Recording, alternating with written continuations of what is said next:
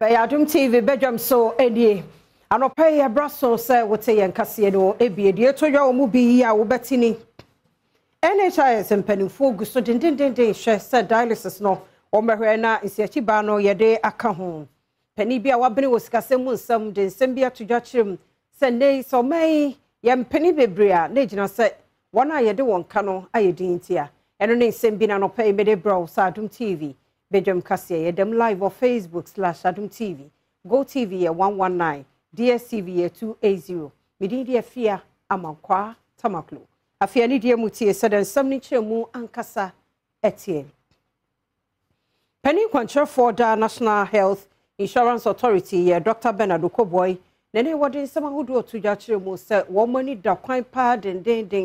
share dialysis no. Yenu yanu sebi won kidney hu enya hawo no. Wobetumi de ashapum din si achiba no so no wokọ ayaresabia yenye wo mo kaprebi oni Adom TV kase etwaso dialysis aye kidney yare ai ne nkofo bebre atua no how kese good news ni say dialysis nso ye be hwe ne serious ama ya hwe kwan ya be bo aganafo but by the way niam mienu ekofa dialysis ensem pa pressure high blood pressure, BP yare, any diabetes yen family drawer, nipa no kran nim so obi. Ntimisiao, Ghana ni bi a wotie, especially who are 30 years or more. You sure say unim shukra ono, unim say na blood pressure etie. Any say na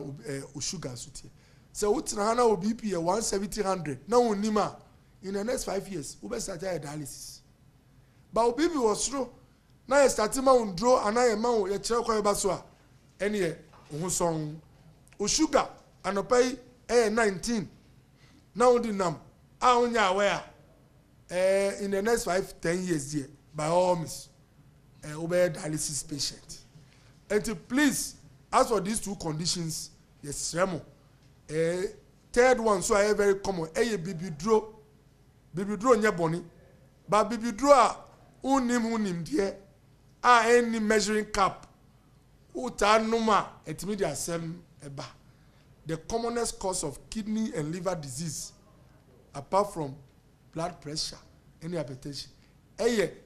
ahabaya unihum nimdie awawa ye wo herbalist and no etimi say organs ubefa herbal medication say Ghana nyame adom there were a lot of herbally trained physicians onim de odi ma wo ene no dodo na eduro bia onum se na wo pedie mpacho ye amun hwe ne yie mbema no nso meka wo ha mbema bebre a wo Ghana sesei obe wona se eduro we onum a otimi ye adwuma pa eno na e wo so obe ye adwuma 5 years after 5 years one hwa na adwuma na asa enti enduro a onum say odiko performing sexually niama make sure say the old trauma on a doctor. Panibia eba sikasemu a wabene yie pa enei o say so my Ghana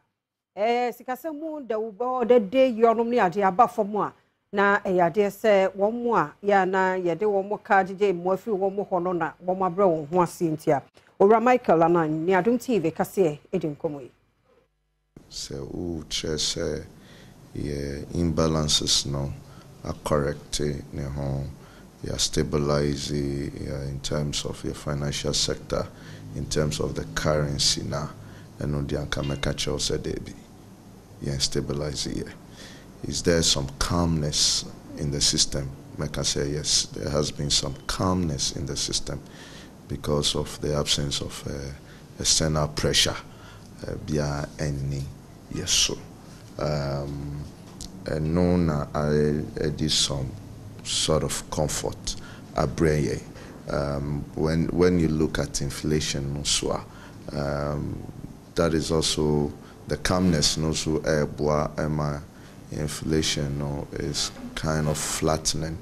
but we are not out of it yet. Well, I attribute it to the calmness, and then my Ghana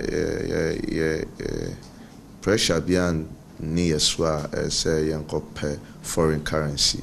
and fanko tria the servicing of our debt. And yes, it has brought us some comfort. Vis-a-vis, say, exports is going up in terms of gold prices. The prices are going up in terms of cocoa, but yenya real benefit and free that price increase, because of the fact that cocoa board are a lot of forward sales. Just say almost ton,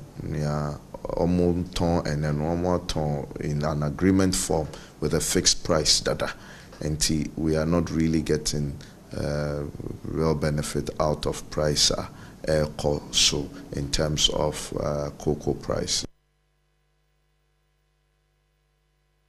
Regional Manager Dema Urban Roads, alright, Emmanuel Odai. And they was say addition been much as see one more fee and what dying our Massaman some kind so no can who be and I must say the uncle was 1 more year a quine or Harrisono, a Konya, sir, on the Adom TV Cassie, Edim Comway. Ewo anka channels na say ba nkofo akosisi dan a blocking all those most of these natural causes no ye dey to assembly na anim na omo nhwe na che say omo aye sure say omo my space so that ye ya na enko say nyama a driver phobia woman so de ahyen efa ekwan so ene Adom News nsentro for etwetwe nkomo no womo di to dwa say bypass no my na senka time to time no omuntimi siesie zu kakrama obia sutimi ne ho ha no eze bypass no mo akọ ekodiawu jaza wonam so awuntimi say manhole na anamu na portos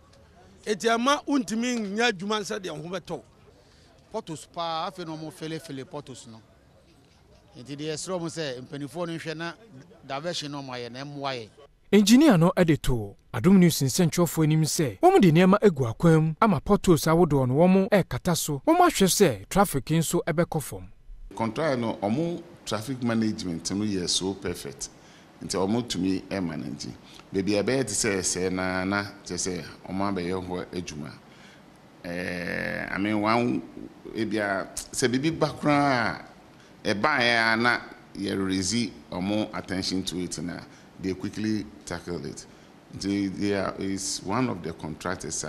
They say, I'm so pleased with the traffic management. Then you brought 4 year one more our GP LTU. Then Krabata 1 number 2. Amasama said they one more film potamo honne and answer china na construction penny 4% or more a yeno or my baby. Just say assembly na pe baby ama was say on Subini Adom TV. Edim Komwe. Contractors mu na afrɛ nti omo frɛ no ka kyerɛ senti edwuma no omo ye no nti bia menye den enhwɛ sɛ dia ye be ya ama ya nya baabi nti e bo assembly na ama nti MC ni ba ye no ono ka kyerɛ sɛ ye nkonko pɛ ya asase ne ye den ye mfa enye ye adwuma na me so ye nye ye ne ye sɛ ye kokko pɛ ya asase ene ye mfa ye adwuma because contractors say ye mfiri ha no assembly no asade sɛ omo hwehwɛ baabi na omo maye but nya no saade a ene na yen omontimi anya bebi amfa maye dia yen dia kwan ho na bebi yen dia ebegina kwan ho na ye adwuma do because yen hu bebi yen bebi a ebe dey ye be kokopɛ yen su yen sika yen kasa ye de betama kokopɛ dey akopɛ asase dia de ama ye ho se bebi ebe ya ntin ko hu aban se na ho no je na ho no da ho no na nka on siesie ho no amfa maye siesie nyina akokɔgina ho a ende betama bɔ ewo amasama kuro wenu echire no municipal chief executive MC Owo Gan West Clement Wilkinson ene Adom News nsentro for atwetwe nkomo no ensem say no de to Adom News nsentro for enim union bi enu wo mo less than 100 mo nipa 100 nuka mo ntimi pass ase na me nko na me metima pass ase me sere wo mo me si me sensi su dia say omo ankasa nso emwa me na omo mpa baabi na omo nya me so mebo omo na me yesiesie ho na ho na yetem na ma omo na momo nya attempt bi say o meka say o ni ye ntuda eni e maso bayenko esukoko wo krachi east mensimu wo timantam nemu na ba beto dwa se ye sukoko samso no de se so ye tropa so ye hu nsuo toto enum ne ade yi wanhwɛ ne nam ede nsamfoforo bi na eba nti wɔn mo sempanifoɔ sɛ wɔn mmra na wɔn mo mɛyɛ ne yie mfa ma wɔn mo bɛnfi aduasani ɛna wɔn yɛ sansem so anasa bridge no sakraye bia maamu yɛnyɛ bibia wɔ so biem nti na ho ayɛ hu sɛ ɛwɔ sempanifoɔ di ho adwuma ma wɔn Adom TV kaseɛ ne akwantufoɔ bi ɛkasae ya ka ha we for one sign bridge so de bia ɛnyɛ sɛ wɔn fa hada wɔn message bridge da ɛso plate ni nyinaa yɛ tututututu senso kakra bi kuso na wo yɛ driver ni wo anya very careful na apply brake pa ɛdo ko no ntinya yɛbɛtumi aka kyerɛ mo ane sɛ sama base mo behwɛ bridge ni dia mo kɔ kan kyerɛ highway for sɛ ɛso kɔ ma yɛso yɛ kankan na Makoduro ene ahyenkafoɔ bi a wɔnom ɛfa saa kwan no so no nso de adesrɛdeɛ to Ghana Highway Authority otimantam nsuafoɔ ene ka biomufoɔ nyinaa anim sɛ animanimu yi a wɔmesiesie nsamsoɔ no ɛma wɔnom na bridge plate na da so no nyinaa no ɛso abɛyɛ tro ɛso ayɛ tro ɔmo bridge na kyɛ na ma sɛ nsuo tɔ na nsuo pete so a ɛma accident si papa afin kwa mu afin mu accident baako nsia 6 and I see what bridge is what and there should be some speed ramps, getting closer to the bridge, putting some speed ramps to at least reduce the speed at which they move it. Jacob Dasiavo, Krachi East, NADMO director, on also the same say and it's also. And in NADMO, ye say ye be board down who ye be report at the Ghana Highway Authority. Next on because ye share major problem na ewo hono. Eyen nadie na eda bridge no aye week. Enti ebe hia se Ghana Highway Authority eni mpanyfo a saa akwan edwumadie eda on so no. Oma betutu ayi san nadie nyina na odi dade foforo abɛhyem na sɛ odi hyem a megidi sɛ ebe ma saa accident no ablase ana ebe jai. Principal ya wono da Ekrofufu Technical and Vocational Education and Training School no aye Jude kani tahini hu ene wode to Ghana for bia ni mpanifo so won momra na omabo school no e woni ma hodo bebre ebo ma adesua ne adekere e ma ne muso oni Adom kase edi nkomoi. Need about 100 student beds for the current students and next 2024 academic year. Teaching and non-teaching staff lack teachers tables and chairs for our teachers and office table and chairs for our non-teaching staff to perform their duties effectively. The institution is currently in need of 10 teachers tables and chairs and 6 office tables and chairs. Wasaberi ma adiji jamfi eye Akrofufu hene ono so do tomamu na wono mekurum honum nyina enim se o ma TVET hu ehia wono mo pa sene se wode won ho ebe chefo magudie tu mu aka se tiwa area ha de adwuma ewa ha yemfa obi guarantee es obi ni ho a waye ede anyini eti metini atra mo se mo ma de ne anyi nko school se wutwa wani ehwe Akrofufu ba bi enu ha yetutu edi bre ban ene yentutu wie ya de betu awi onso abrabo wan a wo ba school ya wo betumi anya epa bi asua wo.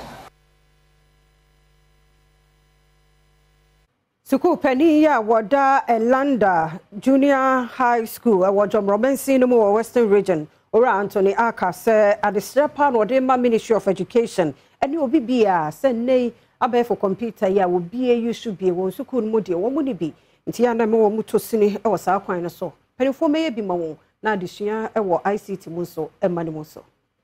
As a school no Elena MAGHS there were 2 major problems. First a computer lab. You see as in all the subjects no the teachers are performing well there and the students so the bia mudikunim but a do ICT because say you need lab no and nkoda so obia who computer that if our performance in the computer there be a yellow in the basic in the BEC you need a teachers bongo about a major headache because of that, say pursue teacher be our there's no decent accommodation in this particular town. And my shebe denia ojina ma wonu mo wo jomoro abato mpese so Docas Afotofe ene amani boni enkomo twetwe mu no ene wo kire de ehye ne nkura nti a wode sai nkunyan ekodum school no. Miankasa is part of my project I made here, operation 2,000 tables for the entire constituency. I made check at the Ama school there constituency. It's answer me call a pro in I dare me who are schools in a lack of furnitures. It's almost 2 men, me 2 and a month, point be so may yes, I'm one at the Amao. In shall say and then Yamiada Roma. It to me my yelling in area at the Abba a total of 150 100 airport JHS 4 and a 50 no airport primary school and also a survey about 3 communities Elenaha. Mensin Crouch Penia wa Padencha East. Abo not sure waba Jose waba suye papa when near the fair waba be yadiama maiwa. Ewo won sebuo mu Hawaii no mo famu se on beto pade ede ayo ho Orebeneza force na pia and wo chire mo se pade na ba ne bresem if he say esansa ma mu yuanu bi won mu nyanti ebi mo kura ma school no ni ade nti se nei anoto aba ene ne foundation abeye adoye ti se yina na ye won ma hohoa oni Adom kase edin komoyi ye fa no menstruation ho nsensem de ya ade bi ha adwen papa ebu amofa no so krampo no ebansa no a na akwa se omumpo ntunu enka nche awofo no bi so akwa ye den so omonto paade ma amofa no ebu wo kwa amofa no kwa no omunya sa period of the month na school kwa ba kwa ye den ma omo ncha no pay dia anoba foundation for ye dia ama ye do mase na me bi ye se achechire so ye dia ma omo no so ya de bi ebebo amofa no ye. Head teachers are one ewo emisa and a poku krom JHS. Any aje mwa wadi ababe boa emayowa no ho. No kwase ni mwa ya de pa e anoba foundation. Say mama poku krom number 1 MABC school. Mama ebi aso yen so. Na mi say we amayi abebo amofra no na asanso aboa awofo ni na. E da anoba foundation ase. Babi biara ni asefie no nyame hye ho ana ma. Anoto abadwa se wa ena edi sanitary project no anim but ayenti a wo share se adwumedi yase no woni amani boni etwetwe ho nkomo Anoba foundation ya ba yebota ye ne se yebema emayo a omo schools ahodio mu ema hai wo mo na abatan so ho hai wo mo enti na sa foundation yi ba enti so adofo ma wo mo eso ye mu kakra ena foundation so dia wo ono so dia ka ho na yato sanitary part ya bechenti we the sanitary project we call 16 regions we my Ghana mu enyina ya hwe hu se adesuafo no pada yenso ebetimi aboa no ye dia mo enu akire ena adesuafo bi akire mu se sa emmoa awura ya wo ye adwuma wa Adom TV ene Adom FM aba be ya ma wo no no wonom eni ajepa.